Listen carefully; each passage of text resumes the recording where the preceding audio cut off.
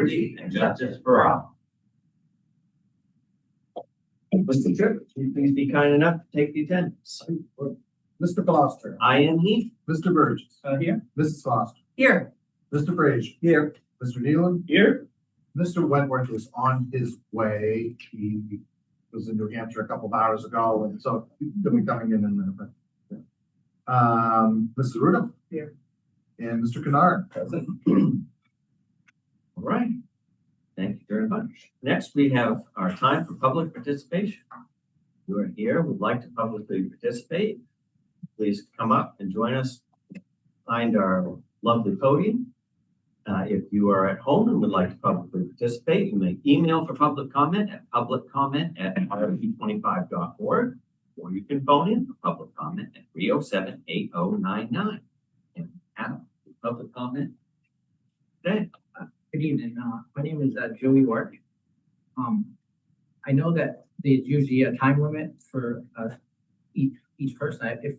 If I could just have your courtesy to just hear me out, just if it takes a little bit longer, I would appreciate it. My daughter has gone to public school. She went to public school last year. We homeschooled her the rest of the time prior to that. Now, in the homeschool program, 18 credits allows you to get a diploma. In the Bucksport system, it's 24 credits. So my daughter had to redo her junior year over again. She has, I think, 3 classes this next year coming up, and she would like to play soccer. I don't know if any of you are aware of what they call the 8th semester sports rule or not, but it states that as soon as your first year of 9th grade starts, you get a semester per year. So my daughter's only been in school for 1 year, but she's played sports for 3 semesters total. I've been told by the Maine Principal Association, we had a meeting and they said that they will not sign the waiver for her to play because there's been incidences before, and as well as there's rules and whatnot. Now, I know this is probably not your expertise or your area. My question is if there's a way that somebody could help me advocate towards trying to see where to go next with this. They adjusted or bent some rules and said that she could play JV soccer, but my daughter just wants to play with the friends that she has created in the school system who are on varsity, of course. So my question is there any way that I could get some assistance on trying to figure out how to set up a way that would work for her to be able to play these sports? And again, it might not come at this meeting, but if there's any, I did have a long talk with Mr. Tripp as well. And again, nothing against him, but like he says, rules are rules. I don't see how it fits. Rules are rules. One size fits everybody. That doesn't fit anybody at all, if that makes any sense. So with respect, I just was wondering, as a taxpayer as well, is there any way that she can play high school soccer for the 12 weeks or whatever it is to enjoy her time at the school, as well as have the exercise and energy that she would like to do so. Sure. So you said that you've worked with Josh to a degree on this so far? Yes. Yeah. And with my understanding, without new evidence showing, the one thing they said was with her dyslexia, that if she was diagnosed by a doctor, that might allow her to play. We're not looking for a diagnosis for her dyslexia. We just want her to play the sports. There's also something called in college, I think it's called the red shirt law or rule, which allows if somebody gets hurt during a season, they can forfeit that season but play the next one when they feel better. I'm not saying that's what I'm asking for, but is it possible to just work with us a little bit in some sense? The other, last thing is what they say is some people might purposely stay back so they can get an extra year of sports to put under their belt to maybe move into college scholarship or whatnot. That's not at all what, what we're trying to do here, of course, so. So you're gonna have to forgive me. That's a lot, I know.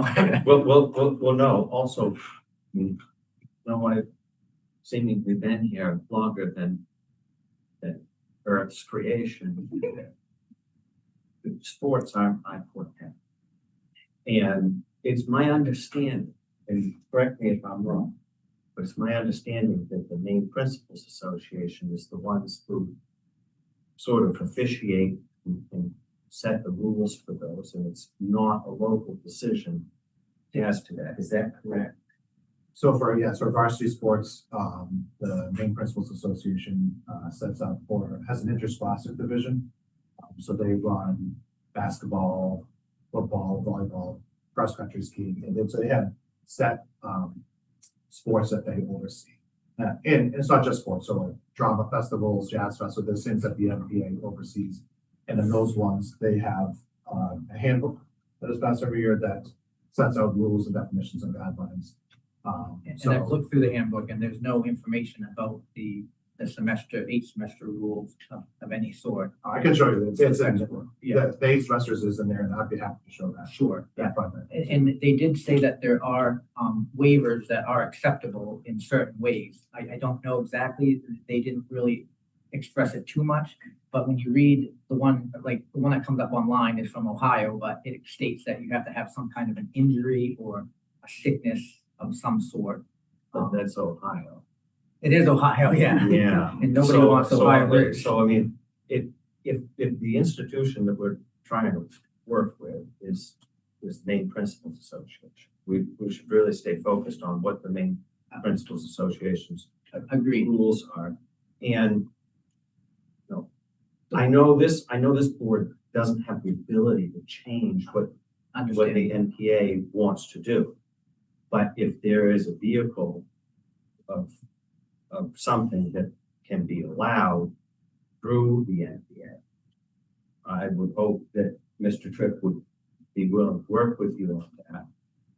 Fair enough. The biggest, the only dilemma that we have at the moment is that they said that she can play JV but not varsity, which in the rules, it says that she can't do any of those at all. So they're like trying to give her somewhat of a little bit of a bend of the rule, but you know, is that even allowed as well? I mean, is it right for them to do that if there aren't any? Unfortunately, You know- that I'm not the NPA, so I don't have the ability to tell you Right. what they can or cannot do.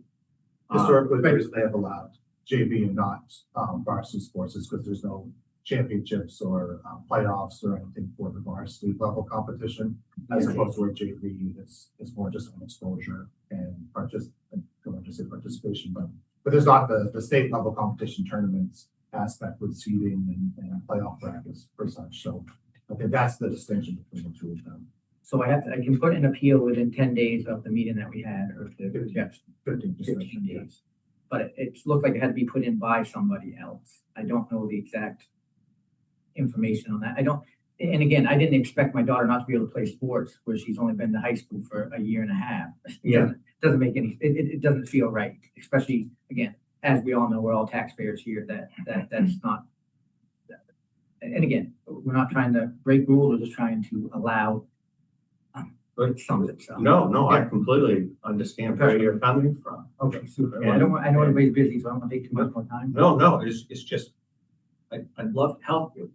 I Okay, just don't know how, other than. is there to give- anybody in this Other room than that to would give you Mr. Tripp have and the to opportunity? say that maybe if there's something that you could put in the appeal that would help the cause, that we could do that for you. But I know so little about this. You know, again, That I don't even know what to tell you to put in, unfortunately. Do we have a contact at MPA who could help us Yeah, understand the situation better? something business or something. Mr. Bisson is the executive director of the interscholastic side. Which again, he was more interested in my daughter being homeschooled rather than her playing sports, which again was very frustrating for me as well. So And, you know, I just want to see, like I said, if this is just Yeah. just us, or is there many people that have to do this type of thing? So anyway, again, not for the school board itself, No, but no, that's where I'm at. If there's anybody that would like to help or advocate with me, all I'm asking is just 13 weeks for her to be able to play soccer. That's all we're asking.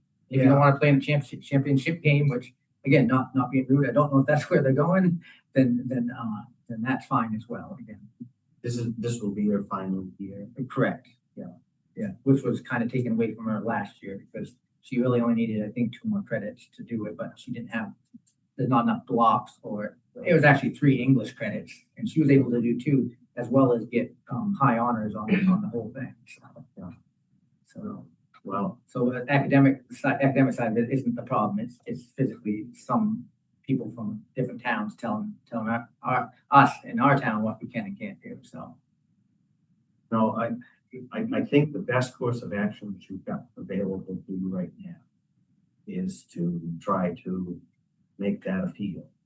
If there's the grounds for making it. And Tripp informed me that the best way is to have new information to add to it, which we're not going to go get her a diagnosis if that's all they want to make it a deal, a set deal.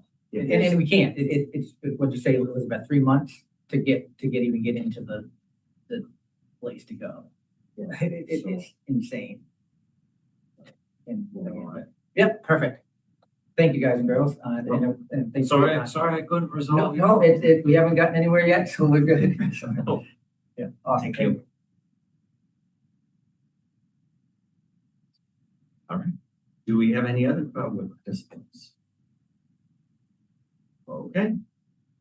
Next, we've got adjustments to agenda. So I have a few adjustments here. First to personnel under L1, we need to add Heather Lyons under resignations for girls B team soccer coach. And then under L1B, we need to add for nominations Matt Guinness for BMS assistant football coach, Lindsay Gordon, BMS girls soccer volunteer, and Lynn Redmond, Title I teacher.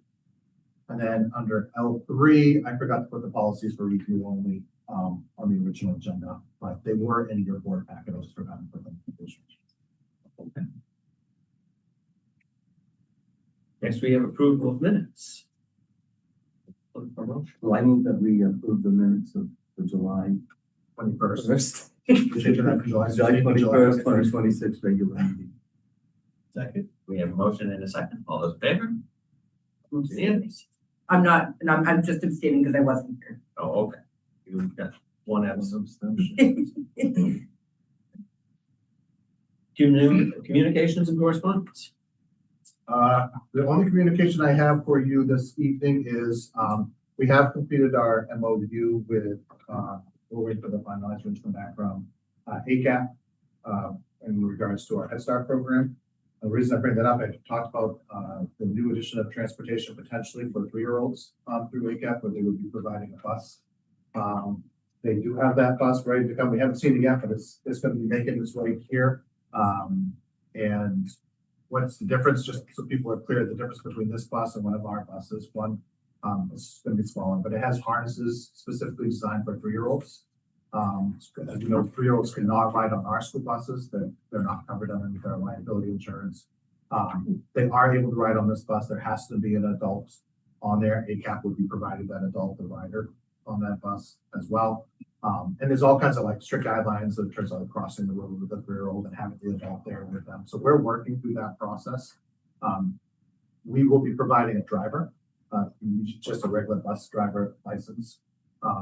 But they will be reimbursing us for the wages of that driver. So this really does not cost us anything.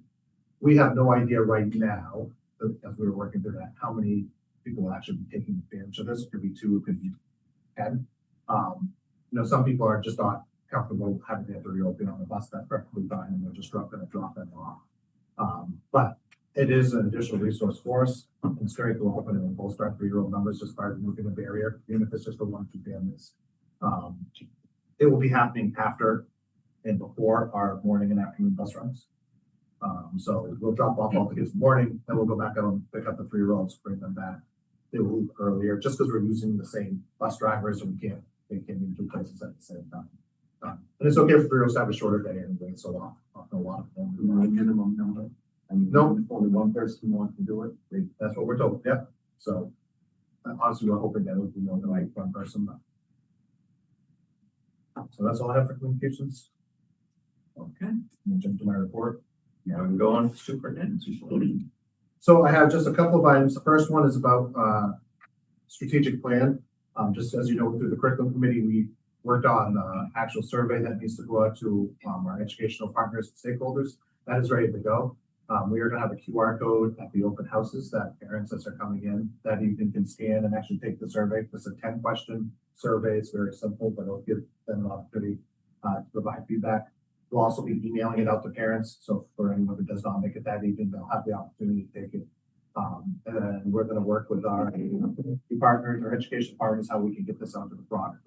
So we'll be collecting responses over the next month, analyzing the data, and then we'll be bringing that data into the strategy. Is it all electronic or can they go to the office, the central office, if they want a paper copy? Right now it's electronic. We were going to have some devices there that they could access it there that evening. We can print off some copies and then enter. If anyone, I mean, I won't, just if anyone Yep. mentions they'd like that. Yeah, we can certainly. That's what we did in previous time. Obviously, I think more people are doing it online, and it does make it easier for the analyzing data. School board acting, I'm going to give this to Mr. Morrell. So we have an opportunity, probably heard Mr. Morrell talk about the Active Conference, which is often known as a technology conference, but it's more than just technology. They have lots of different just sessions, speakers that just really talk about, I mean, it's heavily focused on technology in the classroom, how we can enhance learning. But it's really more than just for technology integrators, more than teachers. So we actually have a seat for a school board member if they would like to go. Free of charge. It is October 15th and 16th. It is in Augusta. I'm going to go with that confidently, and if I'm wrong, Mr. Moore will come up and tell me that's not in Augusta. Thank you. In Civic Center, you can go one day or both days, but again, it has to see, we do have administrators and teachers that will be going as well, people from the tech department. Mr. Morrow, did I capture all of that accurately? You did, I'm impressed. Thank you very much. And then finally, I'm going to have Sue talk to you real quickly about your folders. You're going to notice some new shiny stuff in your folders. So Yes, so you probably have noticed there's a little acronym cheat sheet that's been stapled in the front of your red folder. Christina did that up for you.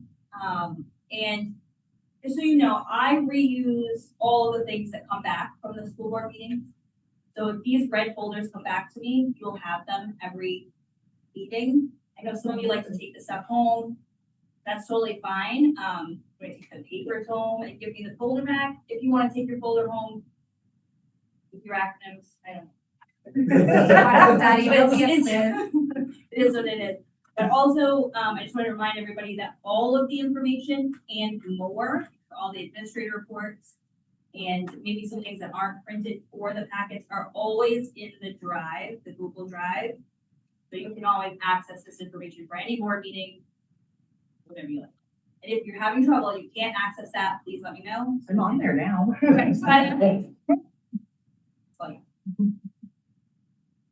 And the last thing I'll just add is that I think David and I were talking about it's my favorite, I think my favorite board meeting of the year, because every time we come in, the windows are open. And Scott and I were talking about it as well. 2 weeks ago, we wondered, 3 weeks ago, how does the school like go from chairs and tables and everything out in the hallway to the classrooms are perfectly polished and everything's put together. And then you get to hear the whistles from the football field, the buzz of the volleyball down in the court. So they're coming. They're on their way here. And it's exciting. And, people, administrators that put in a ton of work. We had multiple administrative team meetings the first 2 weeks to prepare to get ourselves ready for the start of school. And we're really excited. We have lots of new people, as we've seen from our board reports and meetings and minutes for the last couple of months, but we are in a really good spot staffing after tonight with the hirings that I have them. We're ready to go. That was the 15th and 16th of October, Correct. Thursday, Friday? Yes. Okay. I'm going to take your word on a Thursday, Friday. That's Yes. Thank you. That's down on my calendar. Board Chair's report, as you can imagine, there's not a whole lot to report from August. But I do want to encourage everyone to look forward to a great new year. And if you're a student, you should try to encourage yourself to sign up for some sort of an activity this year. They're a lot of fun. Great way to make the school year go better. And if you're a family member of that student, you should also encourage them to do some sort of activity because it's a great thing to do with your child. So I would hope that everyone tries to get themselves involved this year. Committee reports, we've got curriculum. We did not meet, but we will soon. Finance Committee met. We have very little activity against the current budget so far, but we did have a little bit where we have pre-bought all of our prepackaged testing. And we had a little bit in the capital improvement section. Other than that, not much to report. Policy. Policy committee did meet, went over a number of revised revisions with policies we had that were existing and did a group policy review that we coming forward tonight as a agenda item. Facilities. Let me introduce Our facilities manager, Abraham, is going to. Oh, You don't want to see those. Let them talk. Josh and I record. Anything great? And no. Old business, we have none. Under new business, we have a resignation and retirement. Yes, so under resignations and retirements, again, the addition was Heather Lyons, BMS team soccer coach. Mrs. Lyons stepped up for us. We didn't have someone last year, but just was unable to do it this fall due to some personal issues that were unexpected, and he was very disappointed to have to resign. It was just in situation with that too. And under nominations, For nominations, we have Miles Fisher, who is here not just for this, but also for an agenda item later on. There it is over there. For BMS girls soccer coach, Lindsay Gordon, is going to be a BMS girls soccer volunteer. Matt McInnes, BMS assistant football coach. And then for teachers, the addition of Lynn Redmond for Title I teacher. And Lynn is someone that we're very familiar with, taught with us for a number of years. How many? 18. Been at Searsport for the last 5 as a technology integration teacher. And was looking to come back. So we were excited to be able to find a Title I teacher this late in the game. So Well, I move that we accept the resignation of Heather Lyons with regret. She did a great job. And the nominations as a one-off. I'll second that. we have a motion and a second. All those in favor? Unanimous, thank you. Next, we have consideration to approve overnight trips by the BMS Outdoor Club to Foreman Chairback Lodge on September 26th, 27th, and October 17th date. and Mr. Fisher is here, and he's got standing agenda items now. Yeah. Here, but, You may see me again in the spring. There's one more trip. I did make something, but I don't want to there's a lot going on, so I don't need to take up a lot of time. But this is a very similar trip to what we've done in the past. It's the same grant that I've gotten from the Appalachian Mountain Club in the past. We received $5,000 to be used in the calendar year of 2026. And I scheduled 2 trips, one in September and one in October in the same lodge. This is a new lodge I have not been to yet, Gorman Chairback Lodge, which is in the 100 Mile Wilderness on the edge of Long Pond. And we're staying in a private bunkhouse that houses 10 people. There will be 2 chaperones, myself and Miss Murphy, the 8th grade science teacher. There are 2 rooms, 4 beds in each, one for boys, one for girls. And then Miss Murphy and I will be in the main area on a futon and a pull-out sleeping area. And then we'll have shared bathrooms in the lodge. There are canoes and kayaks on site, and because last year I went through the wilderness first aid training and got my education trip leader permit through the state of Maine, Inland Fisheries and Wildlife, I am able to take kids on the water in those canoes and kayaks, pending board approval. Those kayaks and canoes and life jackets and paddles are all provided by the lodge, and I will be on the water with any students, and they must be wearing life jackets at all times. So the other thing that we have planned is hiking 5.4 miles out and back up to Third Mountain, which is on the Appalachian Trail, which has a 360-degree view in the Hunter Brown Wilderness towards Katahdin. And then another option besides maybe water activities is a easier hike to the Hermitage, which is at the edge of Gulf Vegas, which is a 35-acre stand preserve of 150-year-old white pines. So those are all the options, and then exploring the trails kind of around the pond, and just the general camaraderie and bonding that the kids have on these trips as well. It is all paid for. I did clarify this year, if there's any money left over, we can actually be reimbursed for our fuel costs for the bus going to Greenville and for our bus driver. So if that's something that the district would like to do, I can work with Dr. Tripp on that for reimbursement purposes. We should have money left over. So the plan is to take a bus to Greenville on Saturday morning and then be shuttled by Northwoods Outfitters, which is what we've done in the past in vans. They'll take us to the lodge and pick us up on Sunday afternoon and then bring us back to Greenville where the bus will pick us up. And that's the same exact itinerary for both trips in September and October as well. And then as far as selections of students goes, very similar to the past, I give a survey to all 8th grade students. I only allow 8th graders to go on this because that's who I teach, and they need to have complete trust in these students and know them well. And I've seen 7th graders on other trips from other schools, and I will never take 7th graders on overnight trips. They're just not quite ready for it yet, and I'm not ready for that either. So I just give it to the 8th graders. And I basically have kids rank their choices for their bigger trips, since we have 2 trips here, overnight trip in the spring, downhill skiing and snowboarding, and then also sea kayaking and Castine. So I have them rank their interest in those and then kind of parse out who would like to go on what, and then prioritize those first choice for each of those trips. And then if there's still too many people with availability, with parent approval and whatnot, then I do kind of dig into some data because this grant is supposed to be for low-income disadvantaged students. So that is a priority if it comes to that, which it hasn't in the past, but that's kind of the tiered system that I use to select students.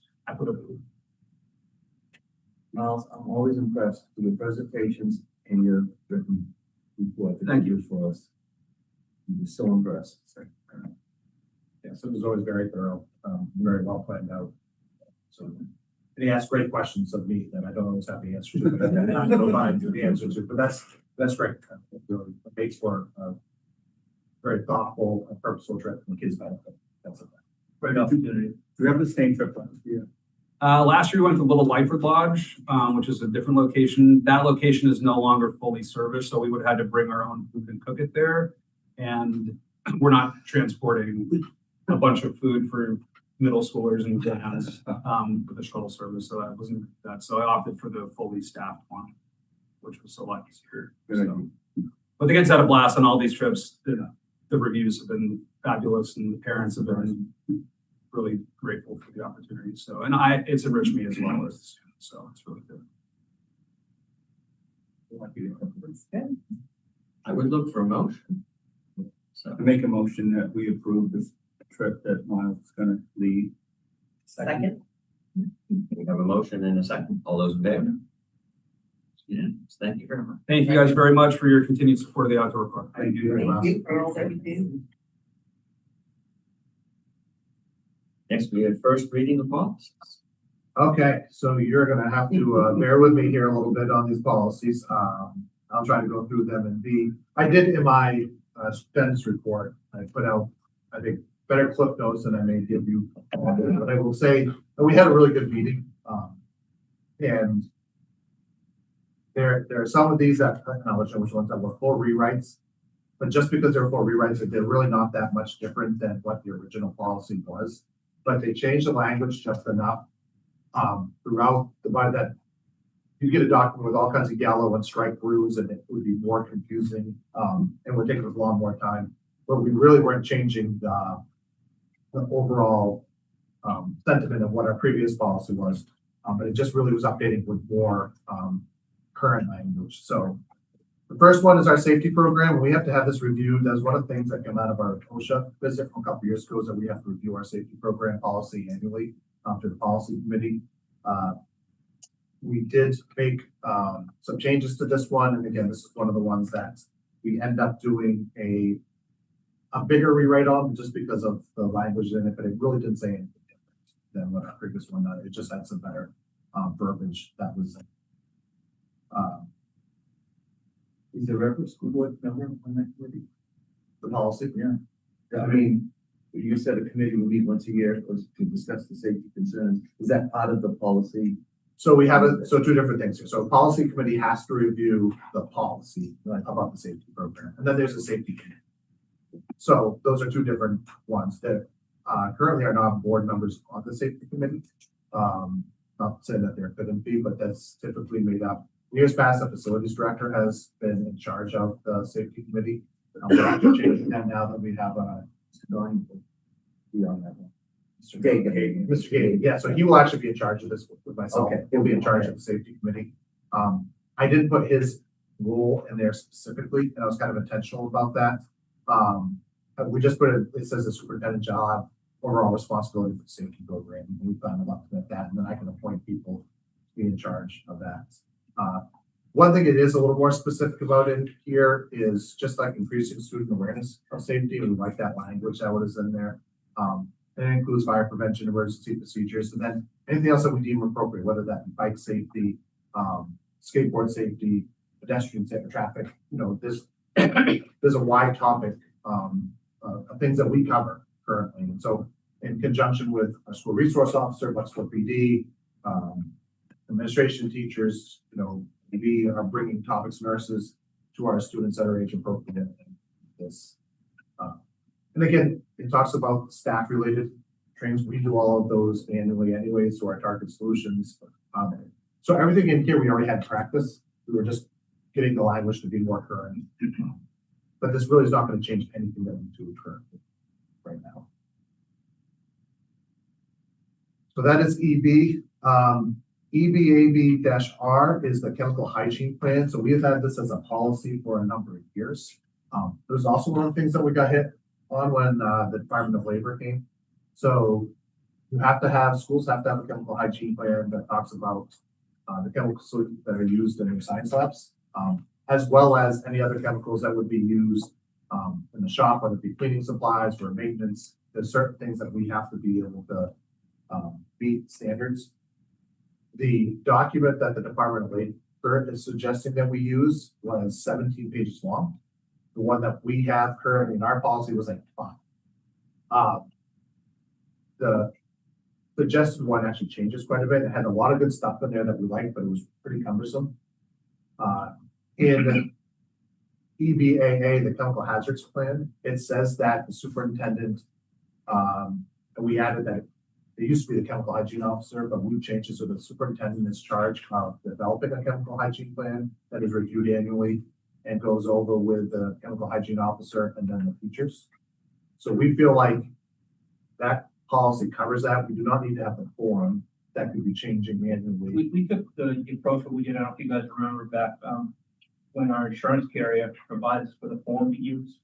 And that form can change. So rather than leaving that in policy where it has to go through all of the steps to change it, we as a group felt to take that out and make that an administrative task. So if that policy changes from the state, it's just a change that Josh and his A-team can make without having to go through the board, and it'll be up to date and relevant for whatever form. So that was the reason kind of eliminating this form from that policy. We still have the bedrock policy that states what we're going to do, and made this policy with just being the form, moved it out to an administrative role as opposed to being within the policy manual.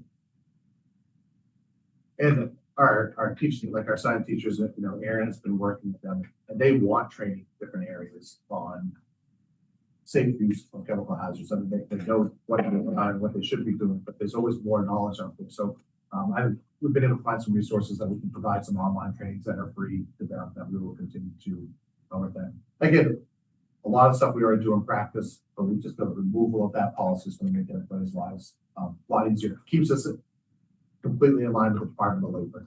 So there's no worries there. Questions on those two? All right, GCG is a policy that we have. It's an outdated policy code, so we're going to get rid of that. The way that we had it before, we really talked about professional staff, substitute employment and qualifications, but it was really geared just towards teachers and substitute teachers. The new policy, which is coded GCGA, we want to remove our old one and get rid of it entirely. Bring in GCGA, and the title alone is worth doing it because it now includes educational specialists, which is more broad than just our teachers. We bring in more substitutes than just those. And again, it brings in everything that we had before in our old policy, but it is more specific about criminal background checks, and then following the Maine Department of Education rules, procedures, such as like fingerprint printing. It's just more specific in this policy. Again, it's stuff that we have done for years. All our substitutes have to be fingerprinted. They have to have a background check. But this policy just now reflects what our practice is. So it's a rewrite of the old one. The old one had an old code, so we're removing that one. Better language, new code. That makes sense. Good on that one? Oh, thank this question. Yep. So, in the middle, it says a substitute serving on a short-term basis, less than 6 consecutive weeks. Mhm. That's at the same position. Correct. Right? Yeah. So if we, because I know we have some substitutes who float around, we need those people on a pretty constant basis. Yeah. So this doesn't prevent them from working more than 6 weeks. Correct. Okay, I just wanted to make sure of that because I want to limit you on. What we need to make sure is that if we're going to put someone into a long-term substitute position, the credentials for someone that's going to be in the same spot, like, you know, if we have a teacher that's out on maternity, you know, and they're going to be at an extended period of time, the credentials and the experience of that person that we're going to put into that spot is going to be different than someone that may fill in for a week, right? Yeah. But the 6 consecutive weeks in the same location. The same. Yeah. Perfect. Just wanted to No, make that's sure I great. understood that right. That's a good, and we had some conversation about that at the policy. Because again, we said, well, is high school diploma enough?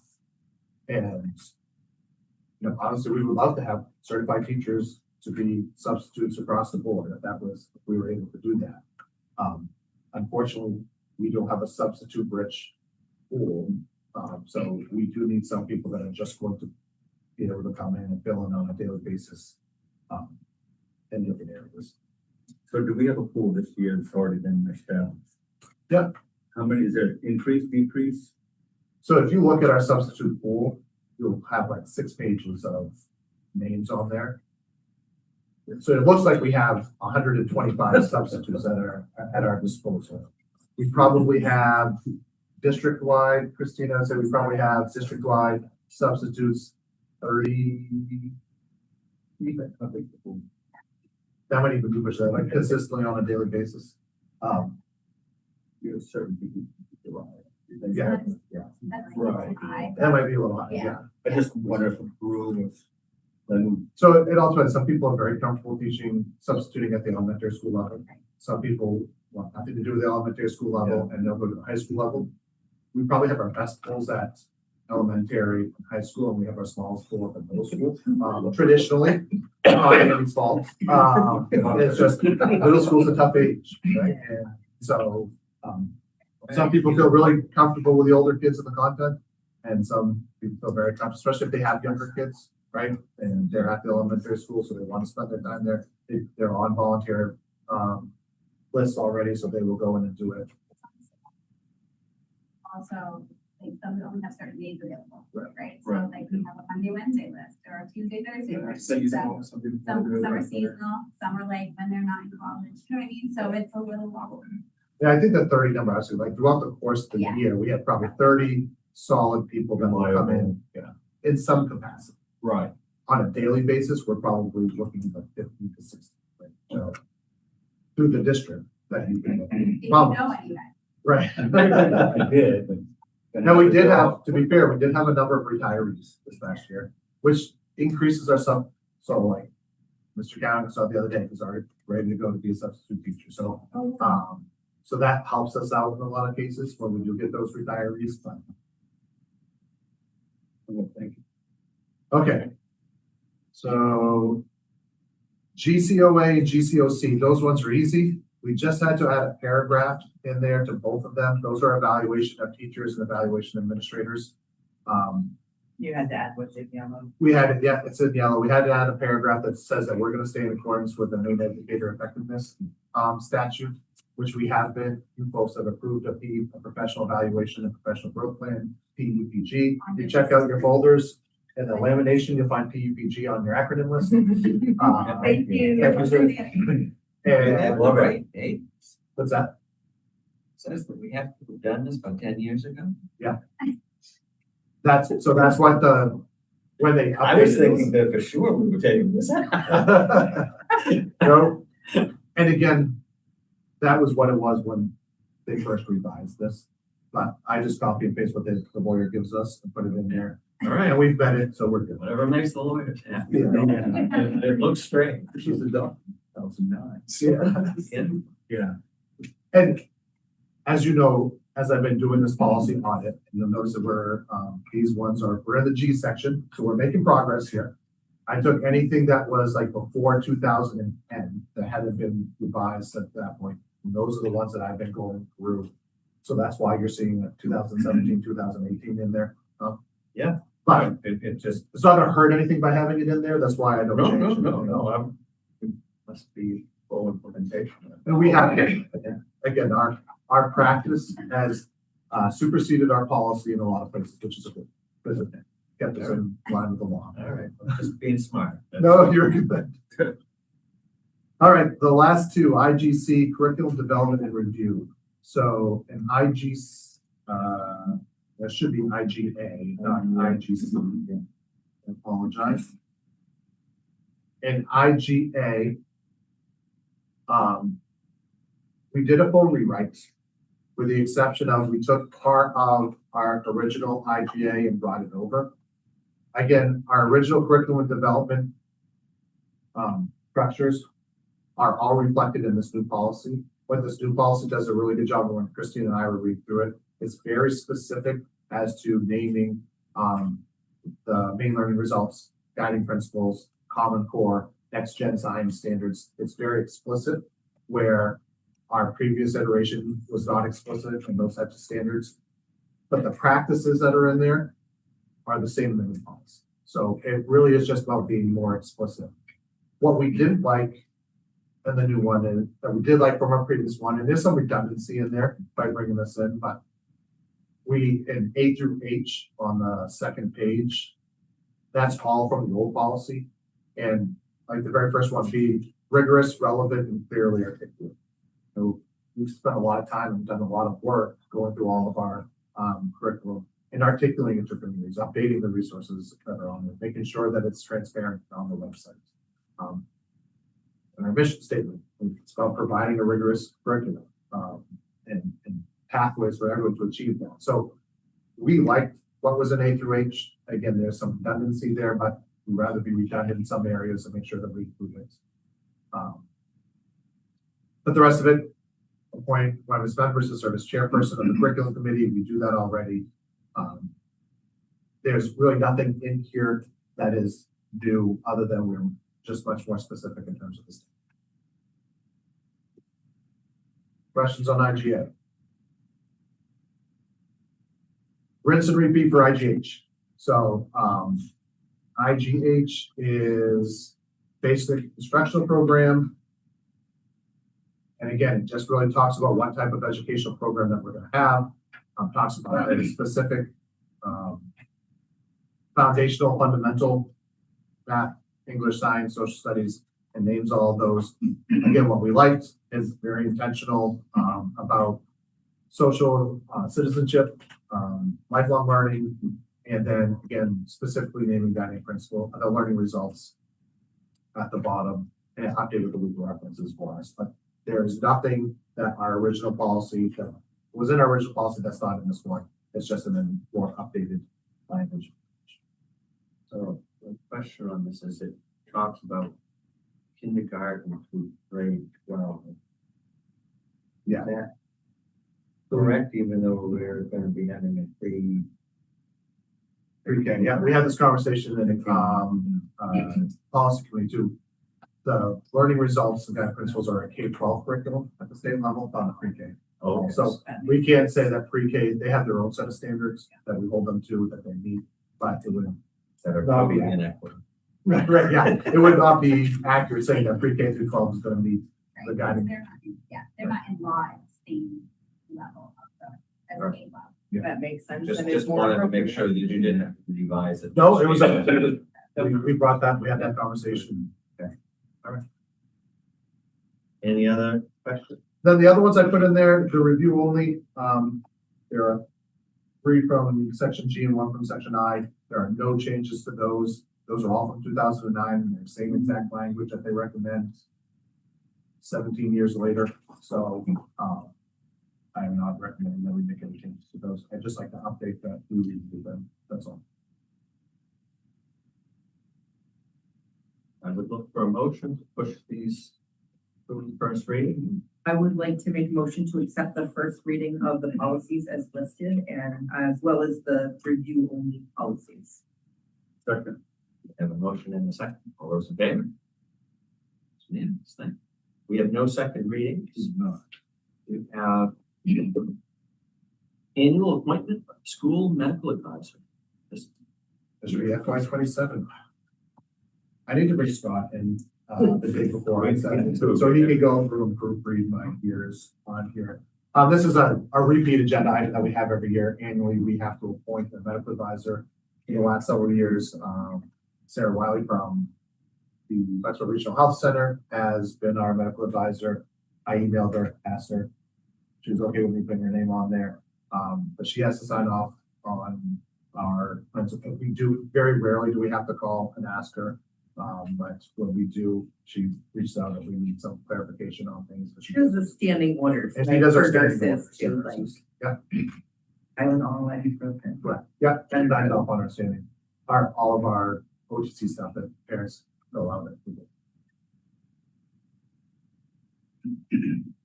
Well, I'd like to make motion to accept the annual appointment of our school medical advisor for the fiscal 2027 school year. Okay. Second. Motion and a second. All those in favor? That is unanimous. Next, we have selection of a delegate to the Maine School Board Association's delegate assembly. Okay, in your packets, this is the end of the year where we try to beat off everybody who really wants to go to this conference here, and we have to, arm wrestle over who actually wins, because we have so many volunteers. But what I will say, and annually, the Maine School Board Association has their assembly where they go through a large number of, similar to what we do here, right? So it's basically a large scale school board where they go through a number of policies and issues that the Maine School Board Association votes on. Every school board gets to send a delegate to be part of that and has a vote. So it's an important process. The difficult part, they have made it better, is it is online now. It didn't used to be, you used to have to drive down to Augusta. Yeah, and Hartford, so it used to be, I've been there, and I think Scott's been there. I did online.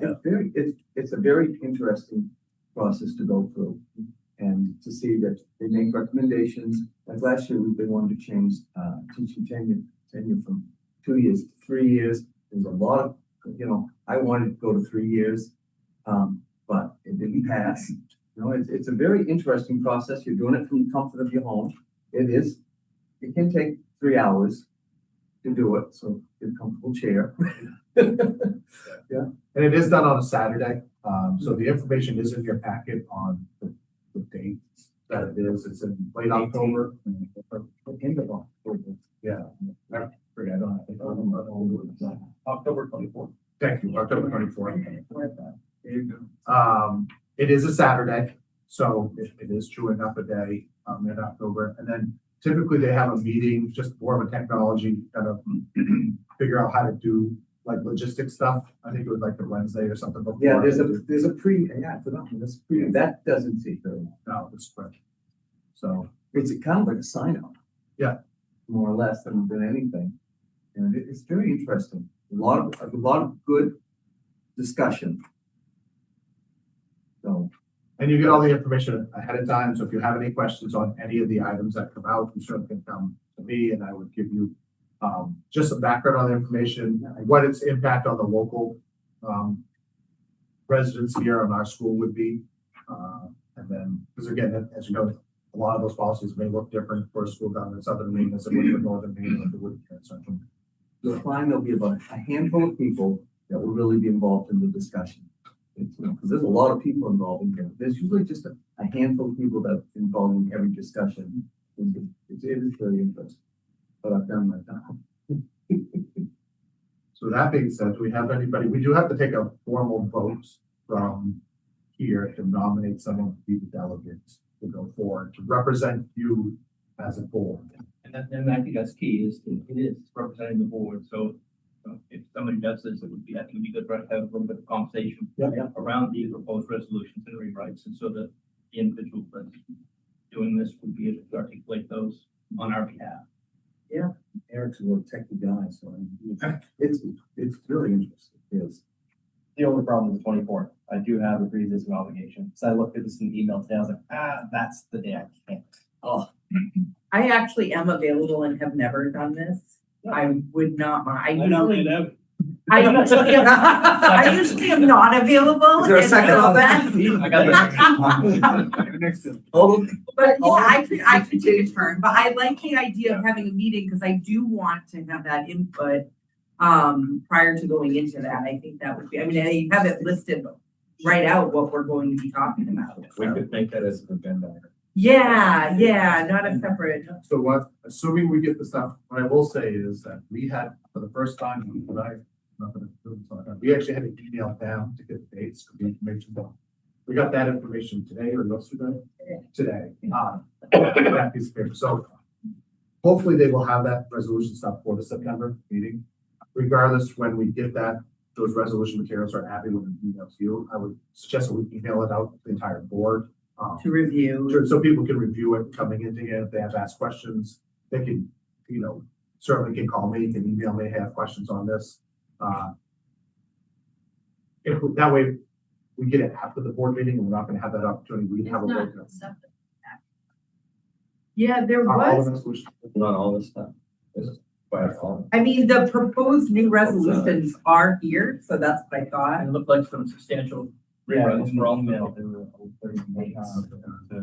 Additional documentation. So they do have them all here. Yeah. I think we got it. So maybe we could just review this for next board meeting. Next board. Yeah. Yep. We just had some- Is everybody good with that? Yep. Yeah. All right. All right, so then the other thing is we have a nomination and a second. All those in favor of I drafting accept. Abby? That is unanimous.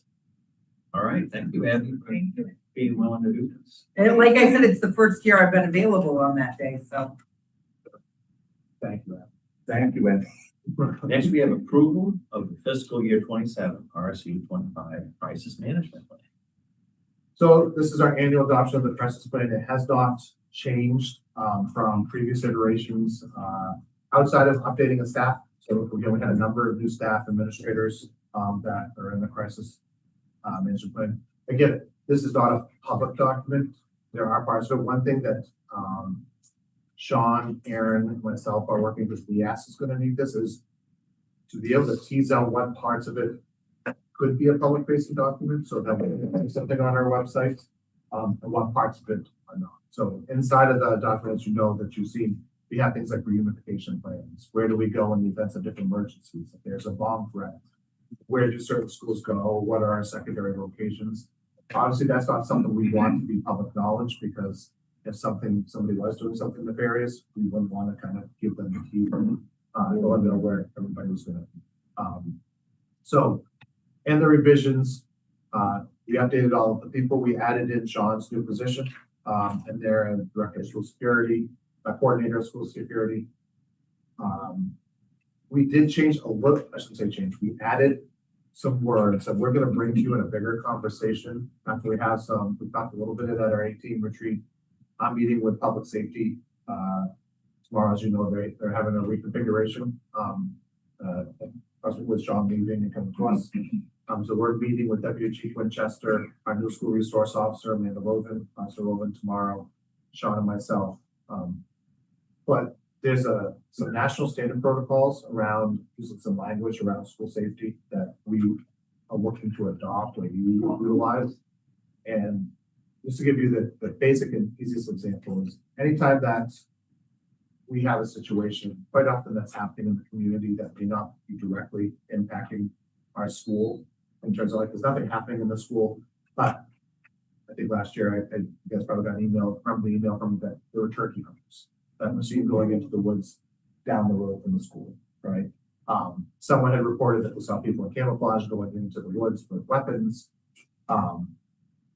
Even though we may think and know that it was turkey hunters, we get that response. We have to just, all right, let's make sure we're keeping everybody safe. So when that happened, we kept students inside. Just, they're not going to go out for recess in the morning until we get clarification of what it is. Let's propose it, take care of it.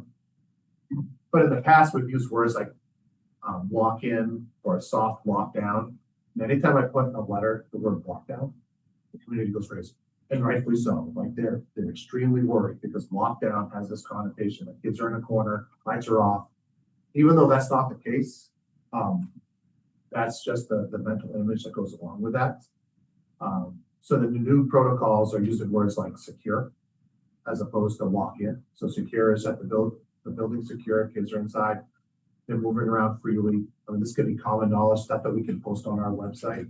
And then when I write a letter home to families, I can use the word secure. And I don't know if comforting is the right word. None of it's comfortable, but it's less, I think, abrasive than And they can lockdown. find a definition of that on our website so they can refer back to it. So in case it's confusions.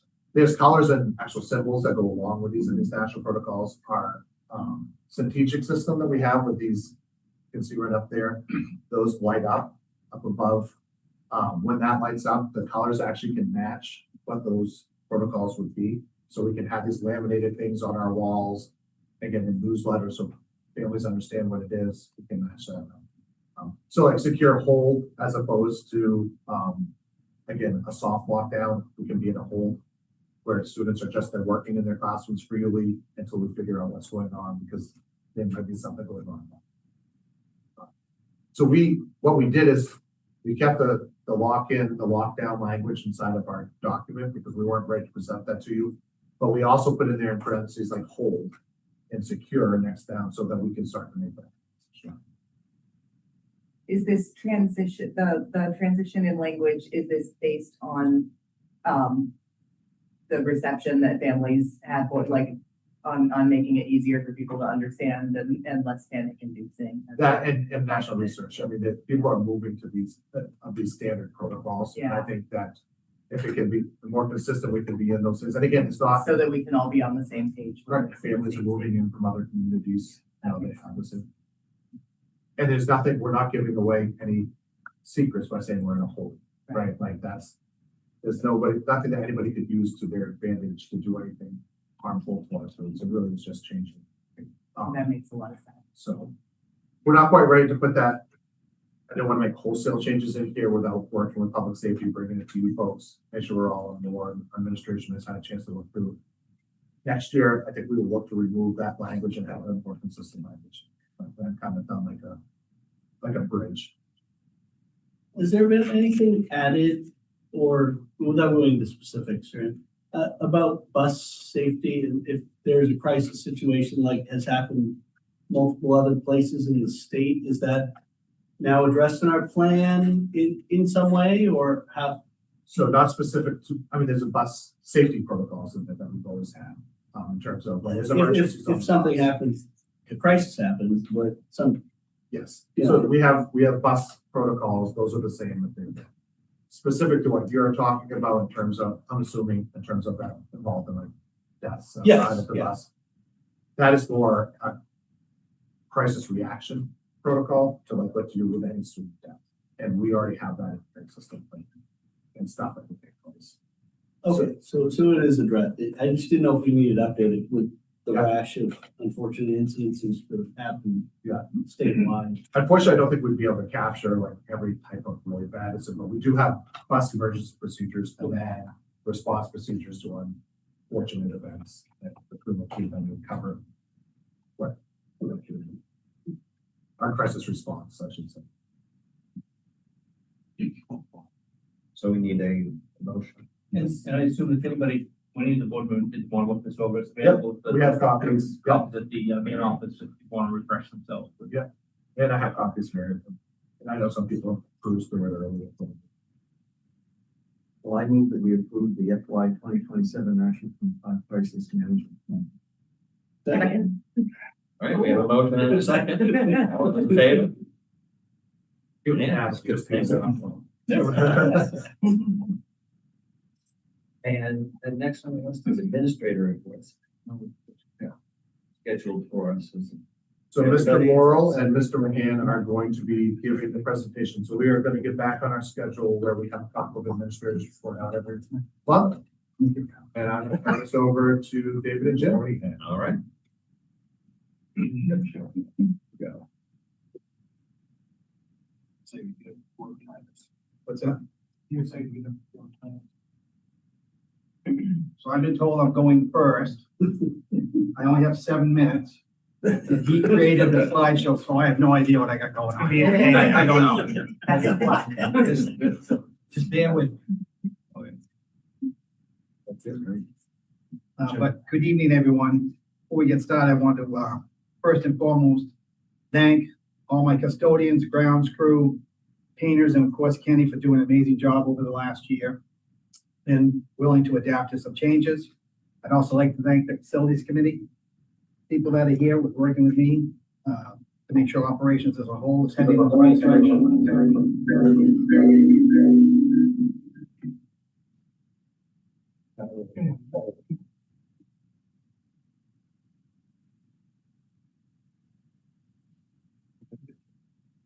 And lastly, thank you to Sue for doing the facility committee agenda every month, because I keep messing up even though I've been doing it for a year. So thank you for doing that.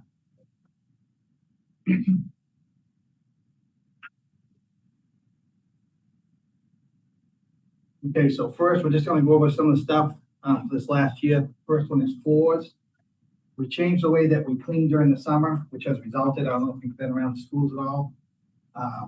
They're basically 90% completed last week. Instead of stripping all the floors, can you guys read all that down? We have this in your board packet as well now, if you want to review it later.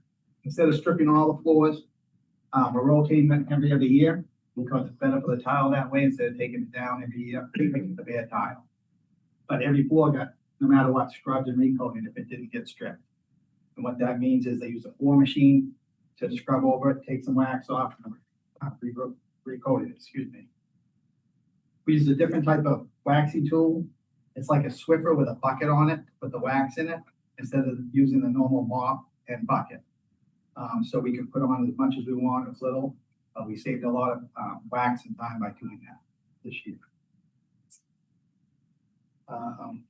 So we did use a different type of wax, and from what the custodians tell me, that all the, I know that they're popping, but if you walk around, you can just see them, they're just popping, they look great. And the gym floors look amazing also. The facility committee have heard this before, chemicals, we are now using just one chemical to clean, and Virox is taking the place of the glass cleaner, floor cleaner, sanitizer, disinfectant. We used that at Jewett in the middle school last year, and now it's gonna be in all the schools. It is scent-free. When we started using it, had an orange kind of scent to it, but now it's scent-free, the one that I bought. That's gonna make it efficient. I've used this before at Humane in Oldtown, and actually Anthony started that here. He wants to continue it through, so, it's gonna be way better. The staff enjoys it. Dispensers, after, researching it with our supplier, which is WB Mason, we looked at different vendors. The one that we were using, the costs were going up, so we switched all the toilet paper, paper towel, soap, and hand sanitizer dispensers. We're still putting up the hand sanitizer dispensers, they're really coming in. But this is gonna save us anywhere from $20 to $30 per case of product, depending on which one it is. This next one, I'll have Dr. Tripp jump in after. It's paper cups. So we're not going to be supplying paper cups anymore in any of the schools, something that every school did when COVID hit. And a lot of schools have done away with it since then. So after talking with Dr. Tripp at the A team, it's my understanding that all the teachers, principals send stuff out to the parents ahead of time about what to bring back to school, and water bottles is in that. It has been doing that. This alone is cost savings over $6,000 per year. Want to add anything to that? Or? But again, we're just talking about my water fountains. So during COVID, when we did not have people bringing in, right down to the water fountains, we put in little paper cone cup dispensers. And then it just kind of stuck around. But again, we say over, it's closer to $8,000 district wide that we were spending on paper cups. And I just remember seeing high school kids, Mr. Shore can talk to middle school kids. They take paper cup out, they fill it up, they drink, they talk to their friend, they throw it away, they pull another paper cup out. We're lucky if it makes it into the trash can. Right. Ends up on the floor, ends up on top of the Gatorade machine, ends up in lockers. It's safe to use our water fountains. And so they can use the water fountains. We have, in both the middle school and the high school, we have water bottle filling stations. We're going to look at even getting one up here on the second floor of the high school. That is a $2,000 machine roughly, and a little less than that. So even buying that, we saved our money, on the paper cups there. And lots of kids have water bottles anyways that they can use. If some families have a hard time with a water bottle, we will have some. We get some donated to us all the time from a number of different vendors and stuff, so we can help them those students as well. But, to me, when I saw that cost, $8,000 is a lot of money. Has this been a controversial decision at all, or are we all happy to let this go? Well, there'll be some complaining, but they'll forget about it by the time, they just get used to it. But again, I don't say the name with it, but it's just been there. We've been able to do it. And did the dispensers get removed so they maybe Yes. they won't even remember? Drink water, right? Everything's in stores. We did. It seems nice to let that be in the past. Yes. And again, that's pretty common. You don't see the paper cups now. Okay, moving on to projects. I will let Nicole and Dr. Tripp jump in on this also. A facility committee, I took them, so this is basically Danny's agenda. I took them and we went over to Jewel, where we paved out back and installed fencing to help minimize any safety concerns with traffic flow on Broadway. So in the morning, the buses drop off and out front, and then in the afternoon, they pick up out back. And talking to Nicole and Dr. Tripp, thought it'd be a good idea to put a fence out back, pave a certain area, so they could just drop off out back, pick up out back. That's gonna be, I don't know if you've been on Broadway in the morning when all this is going on, it's pretty congested, that won't be happening. Any comments on that, Nicole? Just thank you for helping to make that happen, because David came to me like March maybe and said, for next year, what would you like to? And I'm like, I would like a bus loop. I said keep it within Keep it reason. reasonable. I said, well, if I could, I would like to have a bus loop, but I'm not like all the other buildings, because we have the littlest kids and we have right on Bridge Street. And if any of you want to call and talk to Sue Full-Elling, like how many times she's seen videos of cars that blow through, red lights and things, like as an administrator and a parent and a mom, you know, like a grandparent. I'm like, this is crazy, you know? And I just told him, I said, I just wish there was a safer way, and he went and talked with whoever, Kevin, and then Dr. Tripp, and they came up with this plan, and it's like, we'll make it work because the kids will be safer. We worked hard with, Foxborough Public Safety. Again, there's a number of great reasons why. I think on Bridge Street, you're looking at the sun first thing in the morning, and the sun is in your eyes, and traffic's backed up, and quite frankly, you just have parents with kids, hopefully most of the time, but sometimes the kids are not with their parents because they get free, and the next thing you know, they're running in front of buses, and what Keith was talking about, trying to prevent very unfortunate, unforeseen accidents. $7,000 fence out back is well worth our investment to make sure that we are able to do this safely. So, and then it just relieves congestion in general out there. So, you know, there's a few logistical things, but it gives them a spot inside, because often kindergartners will go out for recess out back and they would be on the playground. Now that we have buses out there, the reason that we had to have this fence is that we really don't want kids on the playground where they get then run from there to get in front of the buses. We have the same exact issue. So the fence, basically, if you think of a horseshoe that is out back of the Jewish school where the playground is, we have a fence that comes across and makes an L to connect, because the horseshoe is not perfect. It's shorter on one side and longer on the other. Where the kids can be outside in the morning until the buses are all done dropping off in a fenced-in area where they're safe, with supervised. Will the parents still be dropping off on Bridge Street now? Yeah. Yes. Yep. So you still have to, but at least it's just them and not. So it's a good plan. And again, there's some small logistical stuff that had to be worked out. And Nicole's done a really nice job, but again, just in terms of pure safety, it really just makes sense.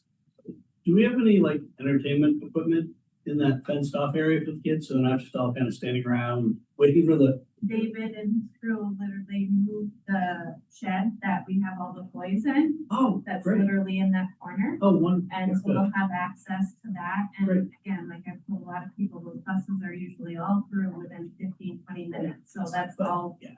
And there'll be kids going, because it also puts them closer to the gym, which is our cafeteria. So kids having breakfast, so the kids can go in and have breakfast. So we're not going to have, and this is only going to be kindergarten and first grade. Pre-K students will continue to come in and go right into their classrooms like they always have. So, but you're not going to have all of the kindergarten and first grade out there at the same time, because they'll be eating breakfast and that's such. And it's only for a short period. Yeah, It looks I know. really nice. Some of my kids were there, their attention spans for a short time. No, we. We're not, you know. Yeah. Great. And theoretically, it should be a faster drop off. Yes. And possibly if we have any more money, we may be able to put. I don't have any money. No more tractor we can sell, right? Well, the thing with the savings, we're gonna bring that, might be able to get some implements with them. And that's something that we can look at. Good? Yeah. Okay, real quick, Miles Lane, we replaced 9 windows, so we actually started that project, I think it's been a few years. We were gonna do 12, but 4 of them were tempered glass, so it upped the price on us. So we're only able to do 9. We'll keep doing that the next couple of years to get the ones that really need to be done. Middle school, we're replacing the 2 first rows of the gym bleachers in October, the second week in October, I believe. If you're an early morning person like Scott or late at night here, you'll notice the last year or two, the parking lot lights have not all been working. The flagpole lights, sign went down with the windstorm last year. We just got those all replaced last week, so everything's all lit up. And the last one, and then Jim will jump in, central office, kind of been a pet peeve of mine since I started. Fairly soon, the 2 doors will be locked, and you'll have to get buzzed in just like at all the other schools. So for safety and stuff, and people work late at night, so we found some money to make that happen. Good job. So as you hear me say all the time, we overlap with the other departments. Came down to securing the building. What's the digital solution? We have some AI phones or iPhones, however you say it, iPhones have a different perspective now, so I hate to say it that way, that are aging. We've had to have some repaired, so we looked at the current technology. So the new system will actually integrate with our phone in the central office, so it'll ring 8 offices, someone's front door on the phone. So you don't have to log into a computer or anything like that, you can answer through the phone, see who it is, and open a door or look at it. So again, that's tech flowing over into the maintenance side of the details, as we see all the time, and we're gonna talk about again, with our alarms and our phones. Did anyone still have a home phone from Consolidated, like copper line? Right, same thing at the schools. Consolidated Communications has the franchise, essentially in New England, to run all copper lines. With the digital aspect of lines, they're no longer required to maintain those copper lines, or at least they're legally trying to get released from that obligation. And the result is our phone lines 3 years ago were about $27 a piece. That's our alarm systems and our fax machines. They went to about $46 a piece when we signed the contract 3 years ago. We've been warned it'll be at least 3 digits next year. It'll be over $100 a line per month, so double our phone cost. To get ahead of that a little bit, we've held off on doing anything cellular because of the cost, because the cost implemented, it's a cost to monitor. So now we're at the point that after we get through the first year of implementation, the monitoring costs will be less by about 40% of the prospective phone bill that we expect to have next year. To get ahead of it this year, capital cost investment was about $4,500 because the equipment's leased. So in 5 years, if anything goes wrong with the equipment, they fix it. It's not a service fee, it's not a service contract, it's there. So it's even better because it's the lease. So fire alarms are transitioned over, they're working on the burglary alarms, and then elevators will follow suit. And cellular has now been accepted for that because it does cell calls as well as cell data. So even if it doesn't have a strong enough signal, or there's some sort of swamp in the system or flood of the system because of an emergency going on, the data system can still be down bits at a time and notify the destination. The other piece is uniform security cameras. We've worked over the last decade, the whole time I've been in this role, to improve our surveillance systems in the buildings. What happens is we have a broken out system. We have system Y at this school, system Q at this school, and now with our new safety person assigned to us, we were setting him up, and we were setting up 4 different clients to go to different buildings, 10 different. He's like, that's going to take me all day, right? So we're in the process of merging that all together. We made good use this summer. We took some servers that we replaced last year. Remember, we used capital funds to replace our main server array to make sure everything stays running. We were able to repurpose those servers into surveillance. So all we had to do was buy some hard drives. Now, say I'm glad we bought them last year. The price is double. So this will give us 2 boxes recording on all 4 buildings on the same platform. So an emergency situation will be 1 client to load, people with permission, such as the safety officer, Dr. Tripp, building administrators, be able to load their building and/or additional buildings. So that's in progress right now.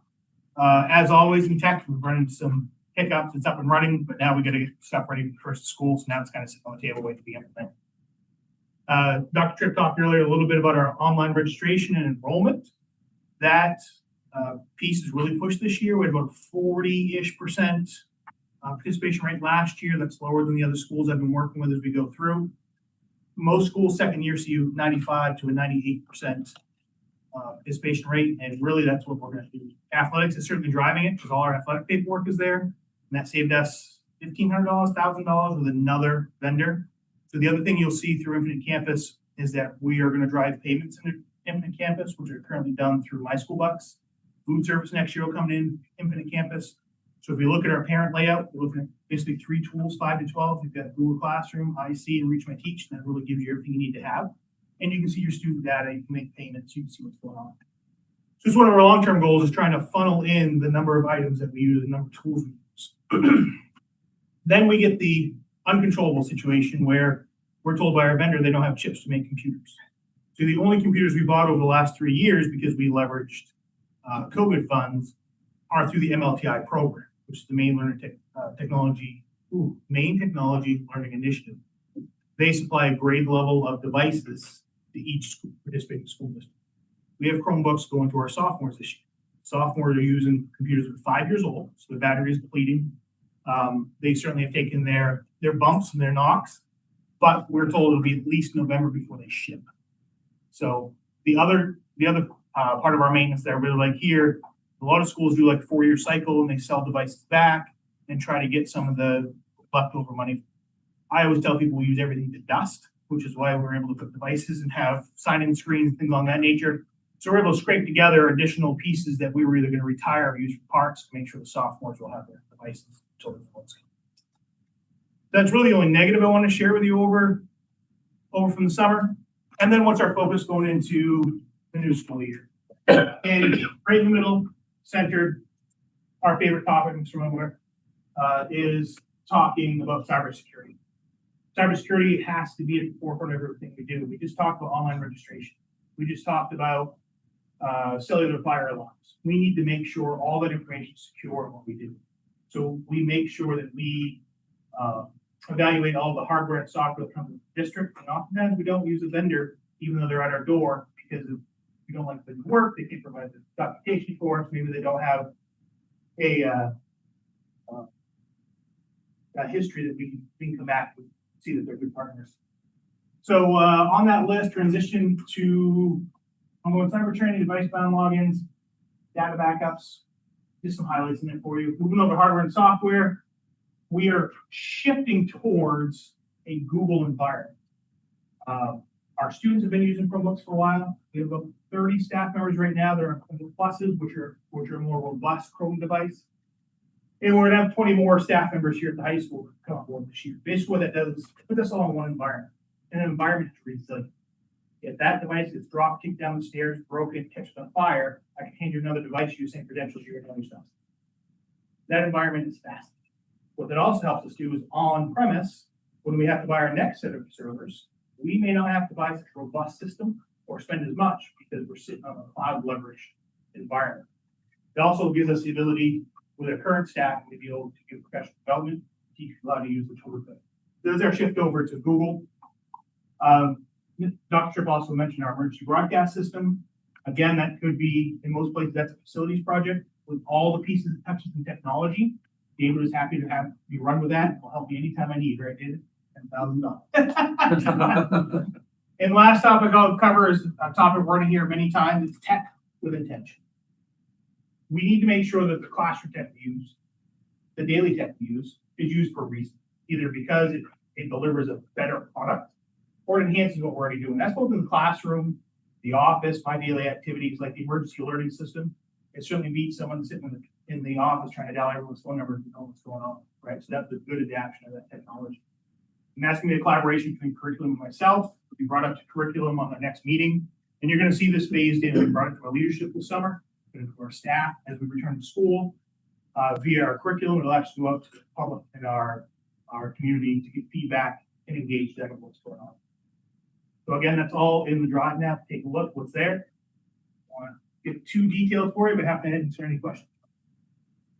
How are we set up on devices now that kids can't bring any of their technology in? Outstanding question. I should have brought that in there. So part of our tech with intention is the legal expectations we have coming down the road. We saw with cell phones, legislation now dictates how we have to operate at school. We're seeing that with devices. Devices have to be school-owned for students. Students cannot have to use their own cell phone, laptop, smart device, meta glasses inside the school district, bell to bell. So we have to supply devices. So our structure here is K-1 is on iPads. I am a Chrome over Apple person. When I get the size of the students, the flexibility of the iPad, I expect that's where we'll stay. Grade 2, which we piloted the last 2 years for the teacher, the 12 are on Chromebooks. Again, the situation, we have damaged device that goes offline, battery dies, we can have a device student. So we are outfitted, again, because we use that in terms of the best situation. We can bridge life at this time. Mr. Joy, who works for me, has been in tech about 30-ish years. And we've actually used Windows machines that I don't want to give staff. Turn them into Chromebooks, and they're awesome Chromebooks. That reason I'm a later player. And in terms of the cameras and security devices, have you added any external, or are you just focusing on inside the school, getting that all? The first step is assuming what we have. So not going into great details. We have some schools that are better equipped than others. And if you look over the principals and you say exterior, they're all going, yes, right? Yeah. So our expansion will be external. Our adoption to go to a single platform is internal, grabbing what we have. One of the great things about the solution that we're putting in place, we have some old analog cameras that will go into the new system. Then we have some high res, super zoom, whole parking lot, type stuff that can go in the same system. That was one of our evaluation processes. Not have to buy tens of thousands of dollars of camera. So expansion will be outside and adoption inside. So that being said, with the analog cameras, for example, was there any criteria to maybe identify cameras that are really getting long in the tooth? You know, the quality, resolution, all that may not meet what we want for standard. Is there going to be a long-standing, you know, way to replace those? Yeah, we have a standing budget as long as you folks continue to approve that. We have a certain dollar amount in each building to look fully converted. And with that dollar amount, we're able to knock out the problem issues. And the problem issues, as you mentioned, analog. So that'd be the first thing we replace because they work, right? And oftentimes, is it a moose or is it the custodian that came to the door? We're trying to figure that out. So that will be our focus, will be entry exit points. And we'll Well, and with that being said, one of the big challenges I always saw was that when you're converting from analog to digital, you know, that needs another third-party device to make that change, which is more connectivity and or more devices, something else to break, you know, in the span. So we've done two layers. When we practiced over the summer, the new system, we were able to adopt our existing recorders into the system. You could view. The challenge you had there is if you need to do a playback or pull data, you got to go back to the old box.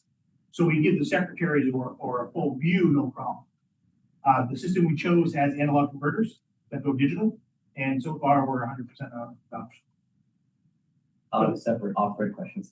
Yeah, no, that's all right. So they accept the analog devices, the lower license cost. So when we do upgrade them to their own camera, like their own digital camera, it will be licensed cost to meet that business. Correct me if I'm wrong, originally the issue we had was expansion couldn't happen because it wasn't a camera issue. We literally could not add more cameras to our system. Well, we keep buying boxes and, you know, I do some work with municipalities as well. We'll get it on name and name. We get 2 or 3 boxes because their 8-year-old cameras work here, but they're new cameras that have the zoom or the, you know, tracking or the, you know, motion sensing only works on this box. They're pulling boxes together. And so we were trying to avoid that. So far we've done well. It does mean that our older cameras do have smart features such as motion or detection, but they're still there recording like what's happening. But it does add the layer to make more complicated. The expansion is not as Yeah. easy. It's just, let's add $5,000 and buy more cameras. And we're on servers. So each one of our servers holds like 212 cameras. Which luckily district wide not at. Hopefully we will make it there at least. We should run out of there.